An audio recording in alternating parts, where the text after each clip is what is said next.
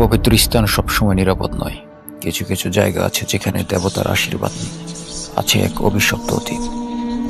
আজ আমরা আপনাদের শোনাবো এক অভিশপ্ত আশ্রমের কাহিনী, যেখানে রাত নামলেই শোনা যায় কান্নার আওয়াজ, অনুভব করা যায় এক শীতল ছায়ার উপস্থিতি। এই আশ্রমে প্রবেশ করা যায় কিন্তু বের হওয়া যায় না, জীবিত অবস্থায়। আপনাদের সবাইকে স্বাগতম গল্পের জানালাটা শ্রমবিড়িতে। আমি আর আশরাফুল, আর এই চ্যানেলে আমরা শেয়ার করি সত্যিকারের ভৌতিক অভিজ্ঞতা, অলৌকিক ঘটনা আর এমন কিছু রহস্য যা যুক্তি দিয়েও ব্যাখ্যা করা যায় না।